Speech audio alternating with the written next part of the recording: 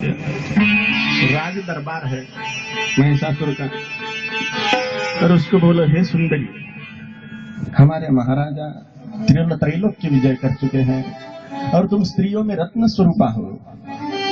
उच्च श्रवा घोड़ा ये रत्न स्वरूप है, हमारे महाराजा के पास में है। और ऐरावत हाथी इंद्र का, वो भी हमारे राजा के पास में है। और पारिजातक वृक्ष वो भी हमारे महाराज के पास में है। इंद्र का सिंहासन हमारे महाराज के पास में है। सारी नचनियां गवनियां वो स्वर्ग की हमारे महाराज के पास में है। आप भी स्त्रियों में रत्न स्वरूपा हो, तो हम हमारे महाराजा का वर्णन कर लीजिए। और हमारे महाराज आपकी सुंदरता की प्रशंसा सुन के आप पर बड़े आसक्त हो गए हैं। अमात्य गए और देवी के सामने उपस्थित होकर देवी माँ से बड़े नम्रता शालीनता पूर्वक निवेदन करने लग गए। पहले तो जगदम्बा को देख के वो भी ढिलाई हो गया। इतनी सुंदरी, अद्भुत सुंदर रूप जगदम्बा का, अद्भुत दूध से उजले रंग की, अद्भुत नयन, धनुषाकृति भवें, बिंबा फल के जैसे ओठ, गुलाब के पंखुड़ियों जैसे, चंद्रमुख, शरद पूर्णिमा का चंद्र फीका हो जाए देवी माँ के चेहरे के सामने, अद्भुत लावण्य से परिपूर्ण, रक्त वस्त्रधारिणी, मुर्दे की तरफ भी कटाक्ष डाल देवे तो मुर्दा भी जीवित हो जावे, इतनी अद्भुत सुंदरी। एक बार माई स्माइल करके मसान की तरफ देख लेवे तो मसान जागता है। इतनी अद्भुत सुंदरी माता। ऐसे काली माई का रूप देख के वो पहले तो मोहित ही हो गया, लेकिन महाराज को बताना है, संदेशा देना है। अपने आप को संवारा उसने और गया। बोले, हे सुंदरी, हमारे महाराजा महिषासुर ने आपके लिए संदेश भेजा है। जो अभी आपको बोला मैंने वही संदेश, आपका क्या कहना है? तो देवी माँ काई बोले मुस्कुरा के, इतला के, क्योंकि वीरांगना है, युद्ध कला निपुण है, युद्ध कला ही देवी से प्रकट हुई। फिर भी अद्भुत सुंदरी है तो वो अपने लटके झटके मुरकना उरकना उसके स्टाइल में तो बोलेगी। बोले, ठीक है, हम आपके महाराजा के साथ में विवाह के लिए तैयार है, लेकिन वो हमें जीते तो सही पहले।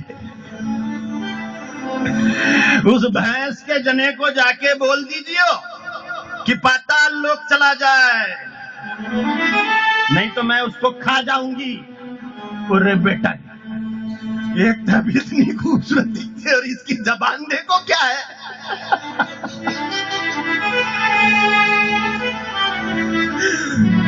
देवताओं को उत्पीड़ित करने वाले उसके भैंस के जने को बोलो जाके कि अगर वो जीवित रहना चाहता है तो पाताल लोक चला जाए अपनी सेना को लेकर, नहीं तो मेरी 18 भुजाओं से उसके टुकड़े टुकड़े करके मेरी योगिनियों को तृप्त करूंगी। मैं उसके रक्त से मैं मेरे भैरव गणों को तृप्त करूंगी। और जोरों से फिर से हंसती जगदम्बा। अब उसका देवी माँ का हंसना और ये हजार भीड़ पीछे जाके गिर गया। इतनी ऊर्जा, इतनी पावर, इतनी शक्ति प्रचंड, और वो एक सुंदर स्त्री के रूप में घनीभूत होके सामने बैठी है।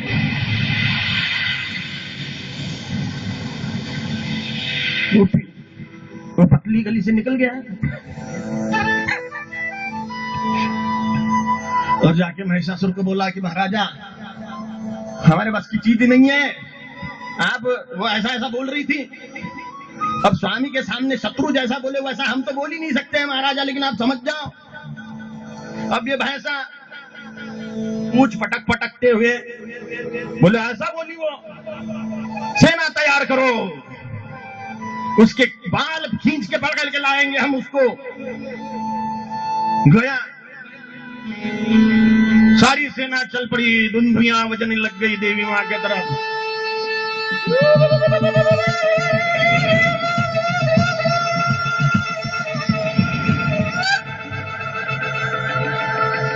दैत्यों की सेना तैयार हो गई है। हजारों महाबली दैत्य रथारूढ़ हो गए, हाथियों पर बैठ गए, घोड़े तैयार हो गए हैं, रणभेरिया बज रही है, मृदंग बज रहे हैं, ढोल बज रहे हैं। ओ तो बैल वाले भैया ढोल पीटो जरा, यहाँ राक्षसों की सेना चल रही है और ढोल भी बज रहे हैं।